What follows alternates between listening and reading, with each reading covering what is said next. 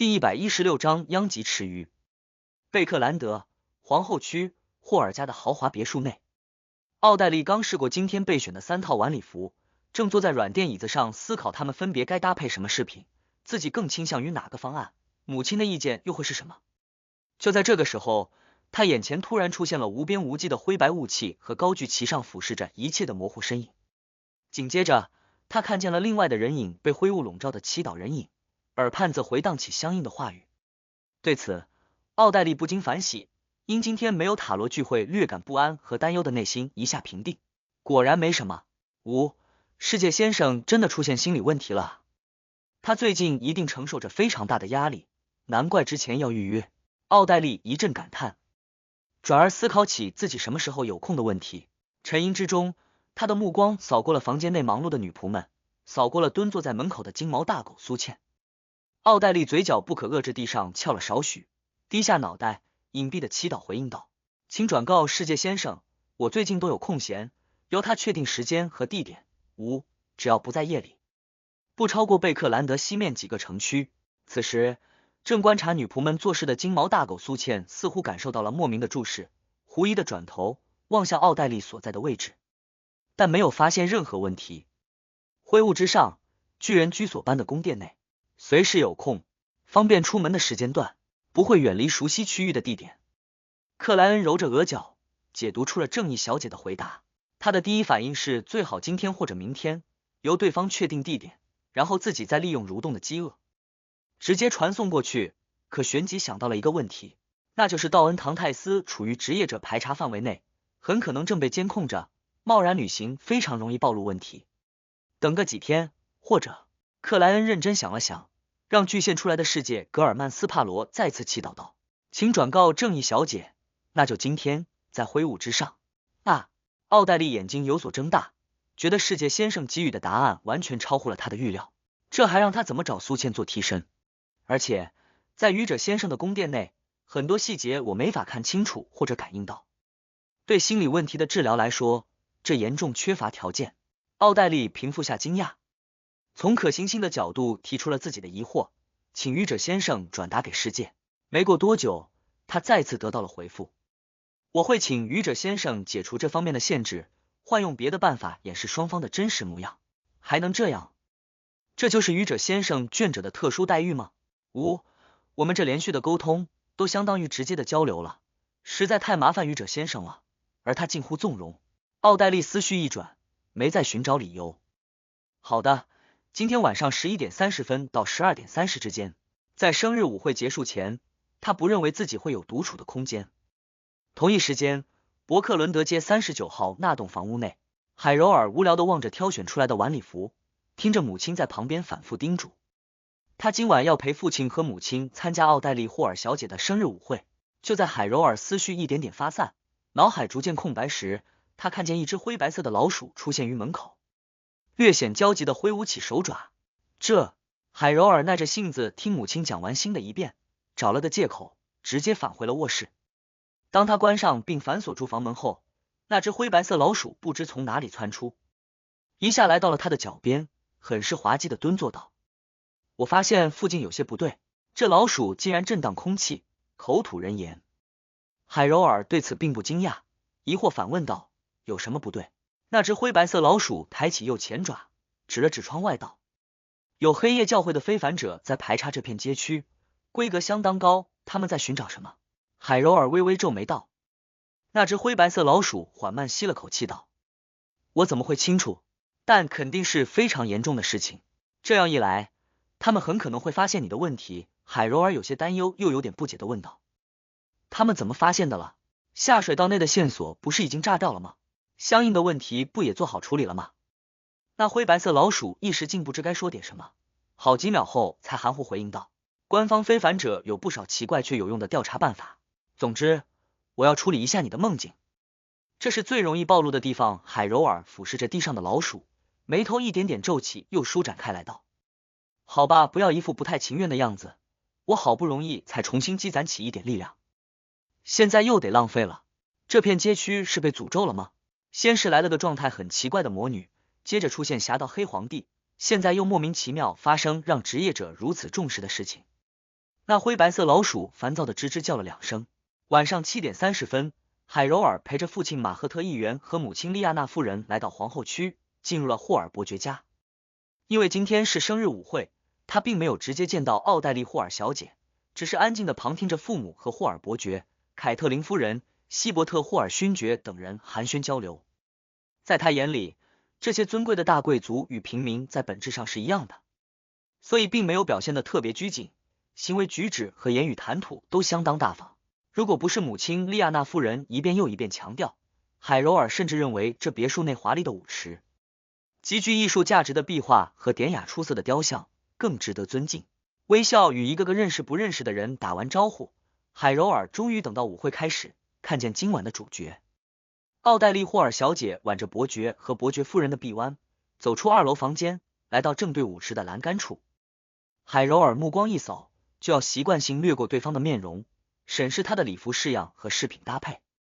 可是他的视线没能移开高处悬挂的巨大水晶吊灯上，一根根精油蜡烛洒落的光芒带着梦幻的色彩，照在刚满18岁的奥黛丽身上，让她绿宝石般的眼眸、纯美难描的脸庞和润泽似金的长发如在发光，让那身晚礼服和各种饰品失去了颜色。海柔尔一时竟有些恍惚，未能听到霍尔伯爵在说什么，直至悠扬的旋律奏响，奥黛丽·霍尔与他的伯爵父亲跳起开场舞，才回过神来。一向骄傲的他突然有点自卑，认为这样一位光彩夺目的小姐，即使不具备超自然力量，也不会比自己差什么。海柔尔抿了下嘴唇，往左右看了一眼，发现所有人的目光都不由自主被吸引，只是感受各不相同。呼，海柔尔莫名吐了口气。这一晚的舞会上，他没再表现得那么高傲，但每1分钟都想离开这里，返回家中，忙碌自己的事情，以获得更神奇、更强大的力量。终于，舞会步入尾声，海柔尔一家与几位主人告别，走向了门口。临出去时，海柔尔忍不住回头望了一眼，只见那位奥黛丽小姐正站在舞池的边缘，带着浅淡美丽的笑容，像一位位准备离开的宾客致意。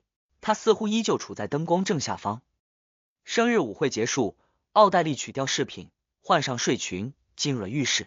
看着弥漫出白雾的水面和放于旁边的浴袍，奥黛丽没急着泡澡，先行坐于旁边，向愚者先生祈祷，表示自己准备好了。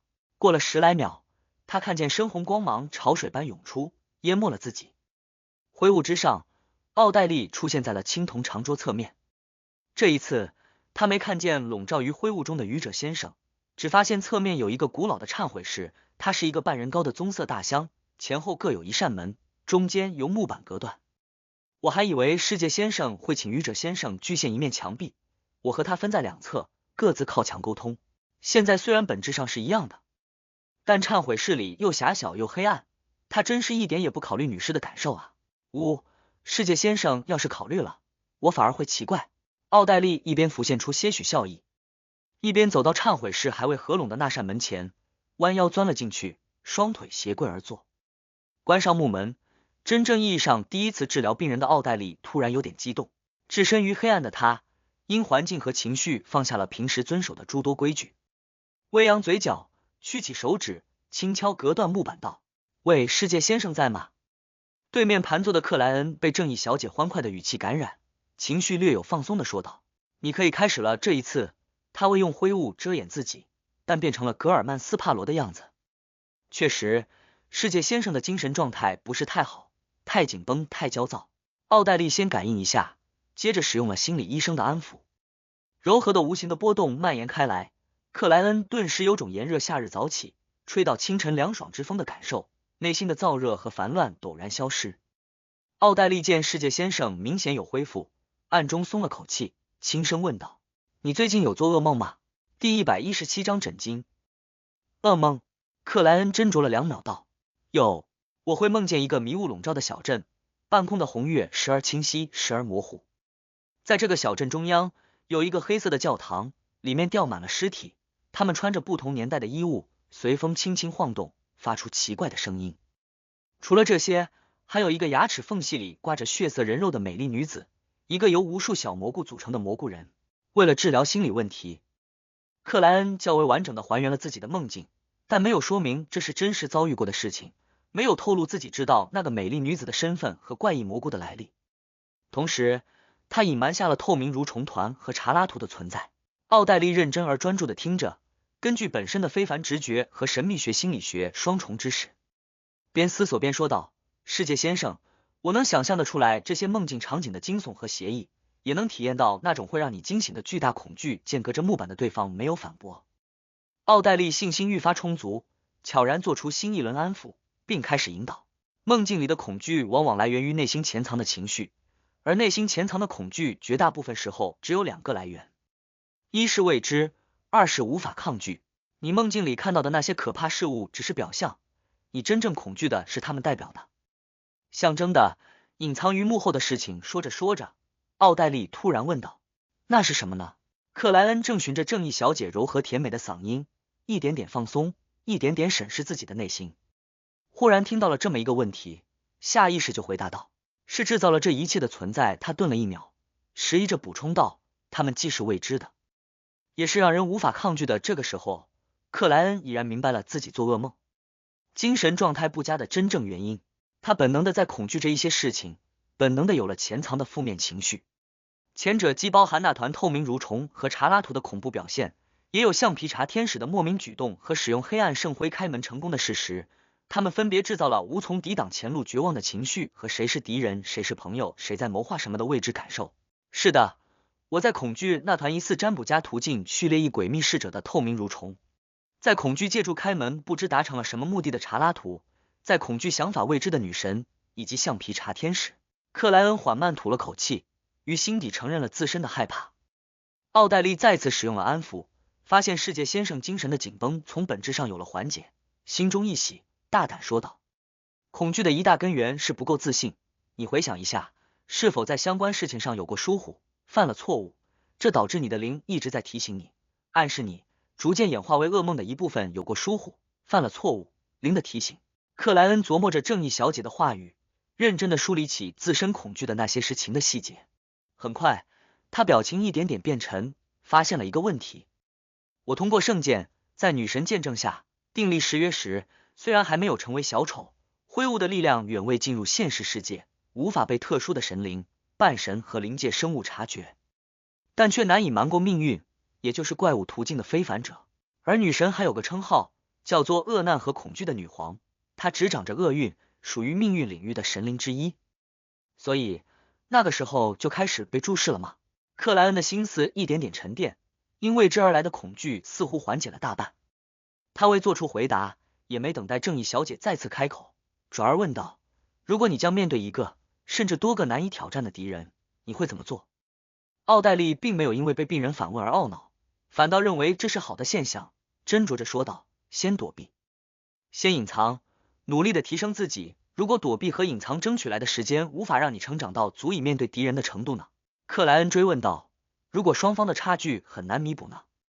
奥黛丽半是安抚半是认真的回答道：“寻找足够的帮手。”克莱恩脑海内忽然闪过了多个名字，内心又沉淀了不少，遂继续问道：“即使有了帮手，还是无法对抗敌人呢？如果有的帮手不知在谋划什么，也许对你有利，也许会危害你呢？”奥黛丽一阵茫然，隔了几秒才思索着回答道：“可以向神灵祈求。”他就差直说世界，你可以请愚者先生帮忙。而刚才的问答让奥黛丽确信了一件事情，那就是世界先生的精神问题主要来源于强大可怕的敌人，但在深层次潜藏了一些帮手立场未知带来的担忧。向神灵祈求，克莱恩没敢直接说，如果神灵也无法解决，神灵想法更加难以猜测呢，毕竟这里是愚者的国度，而他本人是眷者。他组织了下语言道：“神灵只能在某些方面提供帮助，而这不够呢。”奥黛丽本来想说总会有办法，正义必将战胜邪恶，可却难以说服自己，难以找到相应的事例作为参考。最后他抿了抿嘴唇道：“我不知道。”忏悔室内黑暗沉寂，两人短暂都没再说话，似乎分别陷入了不同的内心挣扎。终于奥黛丽打破了这种静默，看着分隔两人的木板道：“不管怎么样，总得做点什么，努力的做点什么，不能就那样放弃，不做反抗。是啊，至少我还有不少秘密，还有一些依仗。”克莱恩闭上眼睛，靠住木板，思绪渐渐往最近的事情上转回。整个人不再那样时刻紧绷，时常焦躁。奥黛丽感应到了这方面的变化，立刻又补了个安抚。这样一下后，克莱恩的精神状态得到了彻底恢复。我感觉好多了，谢谢你的治疗。你需要多少诊金？克莱恩主动问道。其实该我谢谢你提供病历。奥黛丽不是太想收取诊金，看着深沉黑暗中的分隔木板，不由自主回想起了世界先生平时阴沉冷酷、老练狠辣的表现。他的精神问题应该也有本身性格的因素。奥黛丽突然有了个灵感，嘴角缓慢翘起道：“我需要的诊金很少。祝我快乐。”什么情况？克莱恩一下愣住，差点忘记自己披的是格尔曼斯帕罗人设，这种要求他从未听过。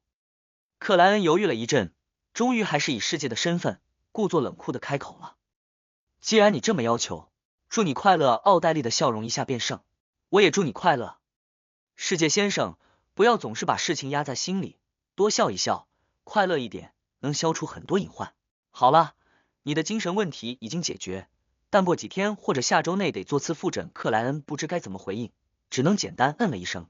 然后他听见对面的门吱呀打开，以愚者的视角看到正义小姐退出忏悔室，直起了身体。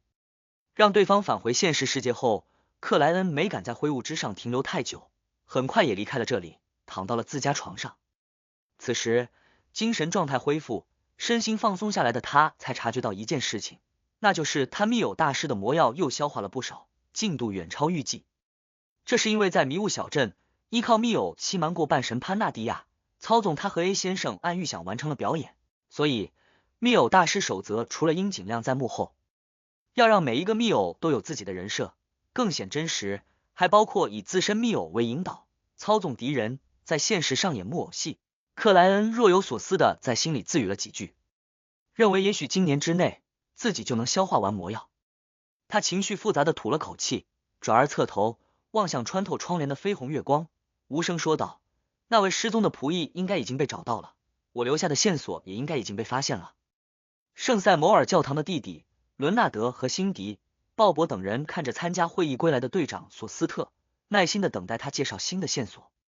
索斯特喝了口香醇的咖啡道：“失踪的仆役已经被找到，而他被安置的房间内有一些潜入者的衣物留下，经确认，这属于之前活跃于海上的疯狂冒险家格尔曼斯帕罗。怎么又牵扯进一个疯狂冒险家？”伦纳德略感诧异，直接问道：“他什么时候来的贝克兰德？”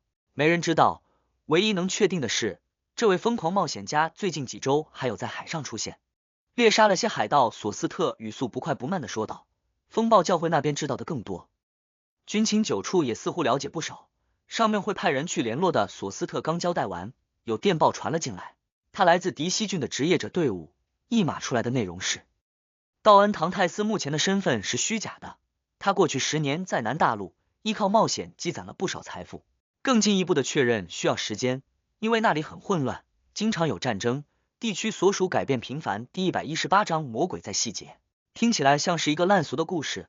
自从发现新航道，类似因勇于冒险而报复的传说就一直没间断过。索斯特随口评价了下电报的内容，思索着望向某位红手套。我记得我们之前有调查过道恩·唐泰斯，在他的梦里和他有过交流。是的，上次负责此事的红手套点头回应道，我没有直接询问过这方面的事情，但看得出来，道恩·唐泰斯对南大陆很熟悉，在那里有不少经历，呵呵，那可能是道恩·唐泰斯主动透露给你的。伦纳德对刚才电报的内容不是太相信，怀疑这是那个第4季存活下来的不死怪物做的另一层伪装。不过他没有提出自己的推测，因为他的依据无法告诉队友。索斯特为重视这件事情，转而说道：“你们对格尔曼斯帕罗这条线索有什么问题？既然这位疯狂冒险家最近几周还有出现于海上，那他是什么时候来贝克兰德的？”身为梦魇的辛迪重复了之前的疑惑，我在意的不是准确的时间点，而是他是否来得及赶到贝克兰德，这里和海上的距离相当遥远。索斯特轻轻颔首道，在刚才的会议上，有执事也提出了这个问题，根据格尔曼斯帕罗最后出现的时间和地点推算，他正常是没法在昨晚抵达贝克兰德完成潜入的。当然，我说的是正常。那个失踪的仆役告诉我们，他当时正清扫外面的广场，忽然就控制不住自己的身体，僵硬在原地，无法呼救。接着，他看见了色彩斑斓的抽象油画，感觉身体在往上漂浮。之后，他失去了知觉，清醒过来时在东区的一个房间内。前者符合内部看守者怨魂附身的描述，后者疑似旅行家的传送。如果真是传送，那格尔曼斯帕罗随时都可能出现于贝克兰德作为职业者里面的精英。红手套们对非凡途径相关知识的了解远超处于一个层次的同事，对怨魂和旅行家都不陌生。听完队长的解释，另一位红手套若有所思地补了一句：传闻已经被格尔曼斯帕罗猎杀的血之上将就是一个怨魂，细节初步有了吻合，而格尔曼斯帕罗因此获得怨魂化能力的推测不算太让人难以接受。这里面相对最简单的办法是寻找工匠，利用猎物制作神奇物品。辛迪借此回想起了更多的情报。据说格尔曼斯帕罗能变化自己的样子，而潜入者伪装成了那位内部看守者又一个细节对上了。非常棒的联想，索斯特抬手揉了揉额角道，依靠这些细节，可以初步判断潜入者就是格尔曼斯帕罗。而这样一来，我们之前的一些推测和据此列出的排查名单，也许就是错误的。格尔曼斯帕罗根本不需要同伴经常来教堂祷告，帮忙搜集情报，他可以每天变化一个样子，进入这里，摸清楚情况，这比依靠同伴更加不被人注意。作为黑夜教会在贝克兰德最大最神圣的教堂，每天来圣塞摩尔祈祷或者朝圣的信徒数不胜数，没有哪位主教能记得住只见过一次的生面孔们。也就是说，我们手上这份排查名单很可能没有任何意义。伦纳德抬手撑开了自己的眉头，语气略显浮夸。很显然，我们目前的重心应该在格尔曼斯帕罗身上，其他排查目标先放在一边，只做最基本的监控。说到这里，索斯特拍了拍手道：好了，开始忙碌吧。伦纳德对此没有意见，他正好要去找机械之星。带法者和军情9处的人调取一些资料。周二清晨，克莱恩一觉睡到了自然醒，只觉精神放松，心情平静。自有种喜悦的情绪在慢慢滋生。心理医生的非凡能力还是很有用吗？这和正义小姐自带的极有感染性的乐观阳光非常搭配。克莱恩猛地翻身起床，拉开了窗帘，他悠然欣赏着外面的景色和洒落金芒的太阳，重新获得了动力，拟定起未来几个月甚至1年的计划。第一，物色新的密友。第二，借助道恩·唐泰斯这个身份和对密友的操纵，导演一出出戏剧，加快魔药的消化。第三，在这个过程中，慢慢搜集鬼法师魔药所需的材料。其中，鬼术邪怪可以询问小太阳，看有没有线索；灵界掠夺者则寻求阿兹克先生的帮助，毕竟冥界本身就是灵界的一部分。第四，继续调查贝克兰德大雾霾事件，找出隐藏于幕后的真凶，这包括因斯赞格威尔，包括杀掉风船长的那位半神，再没有比他们更适合成为晋升仪式目标的人选了。不过，一定要小心0到8分，时刻注意有无太过刻意的巧合。我这边以正常接触，提供辅助为主，危险的直接的追查交给魔女特丽斯·克莱恩的思路一点点变得清晰，虽然心里依然还有担忧，还有畏惧，但这些已不再影响他的精神状态和行动能力。收回望向阳台之外的目光，克莱恩迈步走入盥洗室，处理起个人卫生问题。很快，他神清气爽地打开了房门，看见除了贴身男仆理查德森，管家瓦尔特也等在外面。这位先生戴着白色手套，恭敬行礼道：早上好，先生，您今天的安排只有一项，那就是下午3点，和马赫特议员一起去东拜朗退伍军官俱乐部参与活动。他是新党的议员，接受他这方面的邀请，就意味着您初步表明了政治倾向。您还有犹豫的机会。克莱恩想了想道：不用了，这是我的选择。他顿了顿，用咨询顾问的口吻说道：我今天第一次拜访东拜朗退伍军官俱乐部，应该注意什么事情？夸赞他们在东拜朗建立的功勋，借此提供一笔捐款，不用太多，也不能太少。500磅是较为合适的数目。管家瓦尔特提供了自己的意见。500磅，真是的，无论想进入哪个圈子，都得大笔花钱。哎，这也是因为道恩·唐泰斯没有出身，没有背景，只能金钱开道。克莱恩轻轻颔首，认同了管家的提议。与此同时，他在心里快速算了下自己目前的资产。工匠还未完成海洋歌者的制作，但混乱导师和德鲁伊非凡特性换取的金钱已经到账，总计16000磅，加上原本的现金，减去购买考伊姆公司3%股份花费的13000镑，以及富翁家庭日常和教堂捐献等开销，还剩23985镑和5枚金币。另外，又还了信使小姐一笔钱，还欠她3413枚金币，500镑都超过我所有现金的2%了。克莱恩没有多说什么，走出卧房，下至2楼，进入餐厅，享用起早餐。圣塞摩尔教堂弟弟伦纳德·米切尔比其他队友更早的返回了办公室，他已得到相应的资料，获知了一件不起眼的事情：贝克兰德大雾霾事件中逝去的埃德萨克王子曾经委托一个私家侦探调查马术教师塔利姆·杜蒙特的死亡原因，而那个私家侦探的姓名是夏洛克·莫里亚蒂。果然，他的身影同样出现在了贝克兰德大雾霾事件的边缘。伦纳德又欣喜又振奋地抬手捋了捋头发，紧接着他握拳击打了下桌上的文件，准备寻找更多的线索。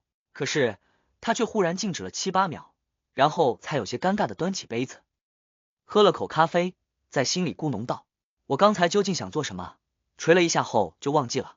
经过仔细回忆，伦纳德总算想了起来，拉开抽屉，拿出了一副塔罗牌，然后他找到愚者牌，将它放在了一张白纸上，并于下方分别写出3个名字：夏洛克·莫里亚蒂、格尔曼斯帕罗、道恩唐泰斯。迟疑了一阵，伦纳德从3个名字处各拉了一条线，连接至愚者牌，表明他们很可能是信奉愚者的那个隐秘组织的成员。其中他对格尔曼斯帕罗的身份不太确定，于旁边打了个问号。之后伦纳德抽出皇帝牌，将它贴在了夏洛克·莫里亚蒂这个姓名的旁边，标注为疑似。格尔曼斯帕罗和道恩唐泰斯也分别对应一张塔罗牌。伦纳德无声自语，拿过疯狂冒险家的资料，认真翻看了起来。突然他觉得一个日期很熟悉，1月初。格尔曼斯帕罗最早出现在1月初。伦纳德吸了口气，猛地翻开了另一份资料，那里的末尾写道：12月底，夏洛克·莫里亚蒂离开贝克兰德，前往南方度假，再未返回。12月底，1月初，贝克兰德、普利兹港，格尔曼斯帕罗会变化样子？不会吧？伦纳德一边于心里嘀咕，一边在夏洛克·莫里亚蒂和格尔曼斯帕罗之间画了个虚线的等号。这位大侦探是关键啊！伦纳德重新拿出了夏洛克·莫里亚蒂的仪式肖像画，仔仔细细看了起来。考虑到会变化样子这个元素，他在心里为大侦探做起了不同的改办。改着改着，伦纳德的目光一点点凝固，眉头难以遏制地皱了起来。第119章道恩唐泰斯的新生意。伦纳德死死盯着桌上那幅夏洛克·莫里亚蒂肖像画，脑海里还原的则是对方未戴眼镜、没留胡须的样子。虽然这和真实情况可能有一定程度的差距，属于猜测加想象的产物，但伦纳德却愈发觉得夏洛克·莫里亚蒂很眼熟，很像他曾经认识的一个人。怎么可能？他早就已经死了，还是我亲手下葬的？伦纳德忍不住摇了下头，失笑低语道。他话音未落，表情忽然有些僵住，因为他记忆里的那个人并不简单，藏着很大的秘密。这个人能奇异地摆脱2049的影响，不需要别人的帮助。这个人利用2-49的特殊，干掉了一位序列期的非凡者，而他当时只是一个不擅长战斗的占卜家。这个人用很短的时间就总结出了扮演法，以超乎寻常的速度晋升为序列8。这个人拥有高序列的太阳领域符咒，与使用圣骨灰的队长邓恩·史密斯配合，竟然干掉了怀有邪神子嗣的梅高欧斯。这个人的序列8非凡特性被因斯赞格威尔取走，而队长邓恩·史密斯的序列7非凡特性留在了原地。也许并不是因斯赞格威尔随手拿走了一份刚好析出的非凡特性，导致现场出现缺失，而是根本没有相应的事物成型。伦纳德·米切尔猛地回神，再次审视起夏洛克·莫里亚蒂的肖像画。10几秒后，他从牙缝里吐出了一个名字：克莱恩·莫雷蒂。他越看越觉得神秘侦探夏洛克·莫里亚蒂非常像自己曾经的队友，拯救了停更的英雄克莱恩·莫雷蒂。这还是在双方有眼镜和胡须2种鲜明区别物的情况下。伦纳德双手食指不知什么时候已经握紧，每个关节都泛出了白色。过了一阵，他发出一声明显的喘息，重新拿起了夏洛克·莫里亚蒂的资料。这一次他目的性异常明确的直接翻到了对方出至贝克兰德的大致时间，9月初。而这距离克莱恩·莫雷蒂被下葬没有多久，伦纳德·米切尔碧绿的眼眸愈发幽暗，本能的继续往后翻动起资料，然后他看见了一个名字：兰尔乌斯。这是廷根市邪神降临事件的策划者之一，是导致邓恩·史密斯、克莱恩·莫雷蒂等职业者死亡的主要凶手。而夏洛克·莫里亚蒂在贝克兰德被记录在案的第二件事情，就是因连环杀人事件前往码头区调查，刚好接触到了隐藏身份的拉尔乌斯。在此之后，真实造物主的降临企图被破坏，拉尔乌斯死在了下水道内，身上覆盖满塔罗牌，这与后续侠盗黑皇帝的风格类似。还算没有忘记这个诈骗犯带来的伤害。伦纳德无声自语了一句，表情缓和了不少。他快速又翻了遍资料，坐在椅上，久久没有动作，仿佛已于灯光带来的阴影里睡着。过了好几分钟，伦纳德终于有了姿势的变化，他往后靠住椅背，低沉着嗓音道：老头，你觉得夏洛克·莫里亚蒂这个侦探和我在廷根市时的队友克莱恩·莫雷蒂像吗？他脑海内那略显苍老的嗓音迟疑着开口了，因安提戈努斯家族笔记加入职业者的那个。对，伦纳德沉声回应，他体内的寄生者隔了2秒道。有些像得到回答的伦纳德又一次变得沉默，许久之后，他拿出金壳怀表，啪的按开看了一眼，确认现在还只是上午。伦纳德当即合拢表盖，猛地站了起来，险些将桌上的一叠文件带翻。他慌忙伸手扶住了资料，接着留下一张便签纸，说自己发现了条线索，打算前往调查，可能得很晚才能回来。让我看看，是有人假冒了廷根市的英雄，还是你一直都戴着面具？是混入职业者的隐秘组织成员，真正的目的不比因斯赞格威尔高尚，同样在打查尼斯门后那些物品的主意。伦纳德不再有往常那样漫不经心的神色，眼睛微眯，快步离开了圣塞摩尔教堂的地底。希尔斯顿区一栋很有特色的建筑物外面，道恩·唐泰斯走下马车，看见了那以第4纪晚期风格为主的房屋。这房屋广泛使用巨大的石头，共有4层，每一层每一个窗户都像是一扇门，对应着一个小小的阳台。它整体因岁月的打磨，呈现沙黄之色，石柱与拱券共同撑出了一条典雅的门廊，看起来相当端庄。这正是东拜朗退伍军官俱乐部所在。克莱恩扬了下手杖，指着面前的建筑，笑着说道：他很有历史感。马赫特议员点头回应道：它其实是仿古建筑，但本身也有超过100年的历史了。说话间，他引着道恩·唐泰斯进入俱乐部，对前台的女郎道：道恩·唐泰斯，非正式会员，我是推荐人。说完，他侧头向富翁解释道：你不仅没在东拜朗服过役，而且连发生在那里的战斗都未参与过，甚至不是军人出身，所以没法成为正式会员。不过，即使是非正式成员，也能让你自由进出这里，使用俱乐部的各种设施，享受美味的食物和酒类饮料，认识不同的朋友，这正是我期待的。克莱恩微笑点头道。等到那位有南大陆血统的漂亮女郎完成了登记，马赫特才补充道：没有入会费，每年60磅的年费。说着，他呵呵笑道：这并不昂贵，对你来说更是这样。在这里，你能接触到各种武器，有足够的靶场供你射击，而且你还能学习到马术。这个层次的俱乐部60磅真的不贵，要知道这里时常会有将军出没，并且拥有多位名声不小的厨师。克莱恩没有多说什么，拿出钱夹，点数了60磅给前台女郎，得到了一枚有森林、海洋和刀剑标志的徽章。这是一个充满荣誉光芒的地方，我对你们在东拜朗的付出深感钦佩。克莱恩一边佩戴背面是数字的徽章，一边看向马赫特议员道：如果我想为这里做点贡献，该去找谁？马赫特议员指了指前台女郎道：给他就行了，他会记录下来，公布在那边的布告板上。克莱恩轻轻颔首道：好的。他旋即侧头，让贴身男仆理查德森拿出了预备好的500磅现金。捐献完，克莱恩跟着马赫特议员穿过装饰华丽的大厅，来到了一个起居室模样的房间，而他的贴身男仆理查德森被留在了外面的休息室，那里有点心、红茶和咖啡。小房间内，克莱恩在马赫特引荐下认识了5位或退役或现役的军官，而除了某下院议员，地位最高的是监章为陆军上校的加尔文，他目前在鲁恩国防部做事，具体职位不明。而据克莱恩所知，军方能有上校直接的准高层，大概率是非凡者，很可能属于中序列。马赫特、加尔文等人很快就闲聊了起来，克莱恩没有强行插话，认真的旁听着他们交流，偶尔才附和一两句。这样松弛悠闲的气氛里，加尔文忽然侧头看着道恩唐泰斯道：“听说你过去常在西拜朗活动。”这位上校先生有张驴脸，但一点也不显滑稽，目光相当深沉。克莱恩含笑回应道：“是的，那里比东拜朗还混乱。”加尔文闻言笑道：“当然，因蒂斯人在那里犯了太多的错误。”他顿了一下，继续问道：“你和那里的因蒂斯人关系怎么样？”克莱恩不太明白对方的目的，硬着头皮道：“还行，他们都很贪婪。”他其实一个都不认识，只听安德森提过几个名字和相应的事迹。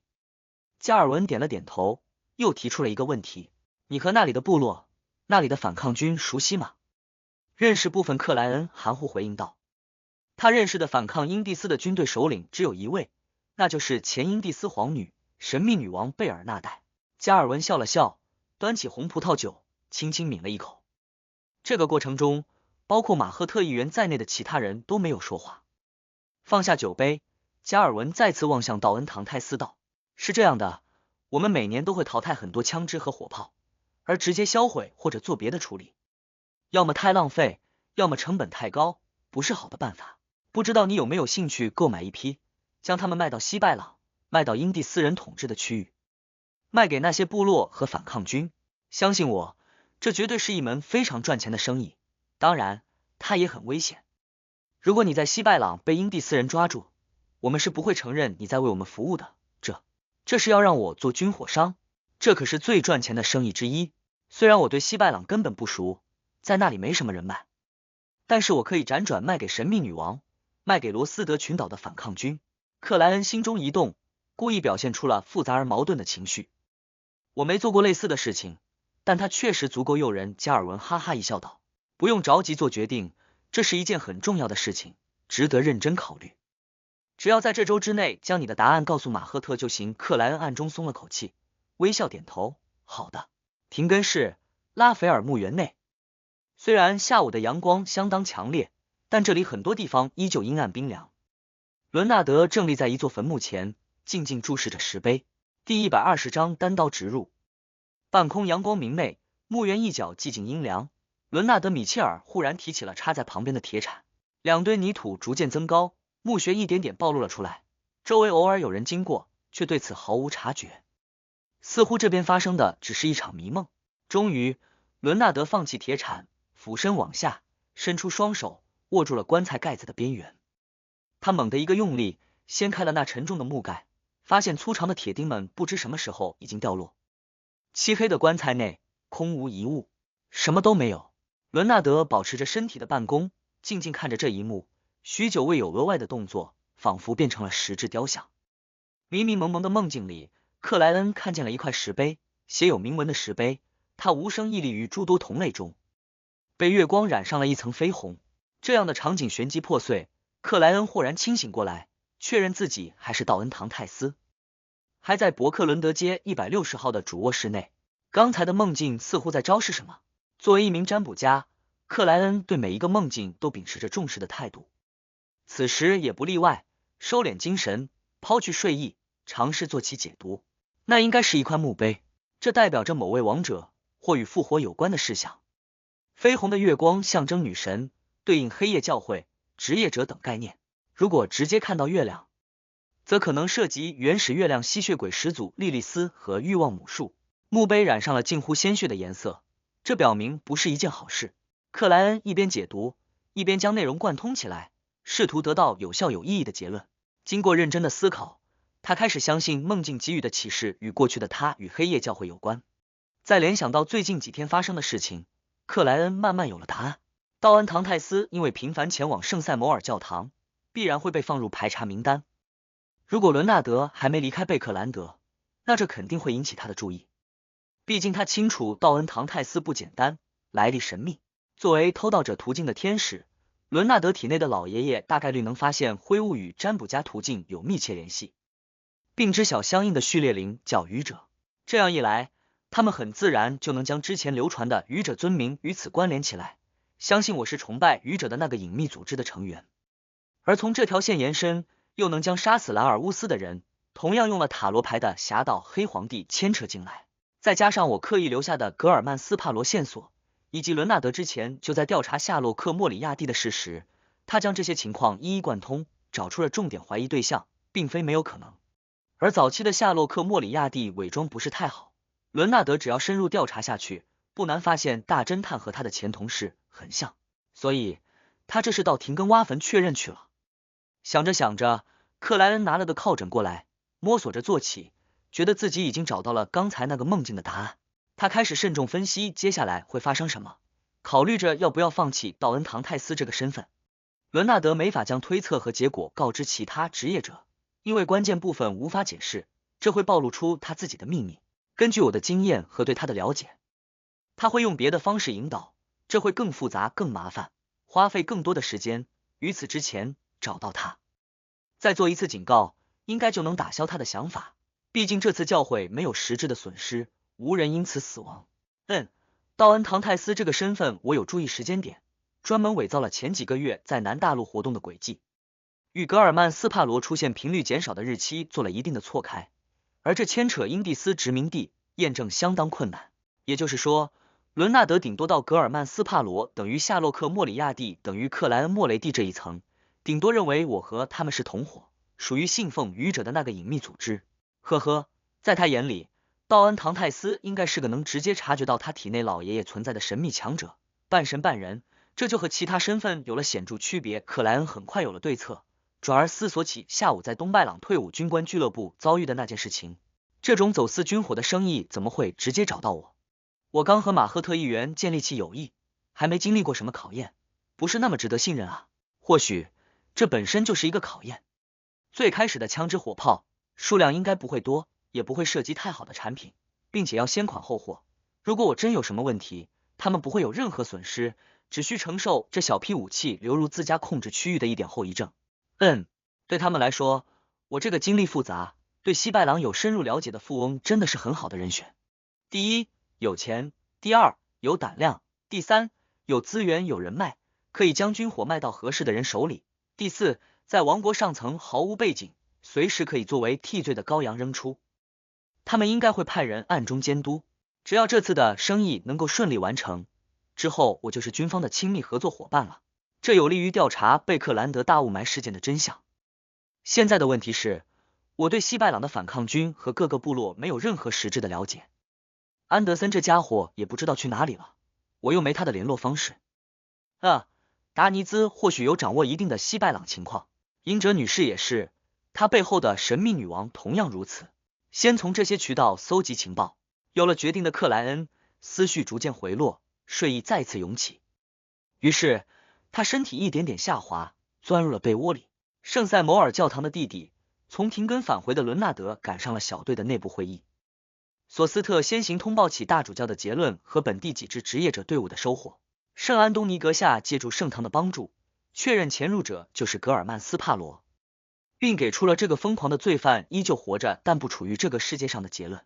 这真是一句前后矛盾的话语，我不明白是什么意思，大主教阁下也没有解释。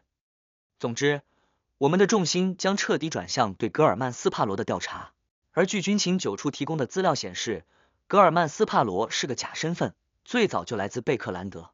索斯特总结完了线索，随口问道：你们有什么要补充的吗？伦纳德张开嘴巴，欲要说话，可目光闪烁了2下后又变得沉默。索斯特侧头望了他一眼，点名道：伦纳德，你不是有发现什么线索吗？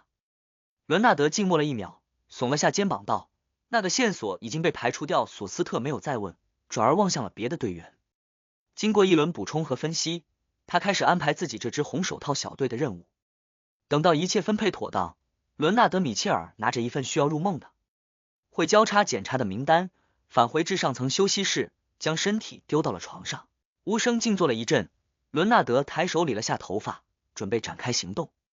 不过他第一个来到的梦境不属于那份名单上的任何一个名字，他的目标是道恩唐泰斯。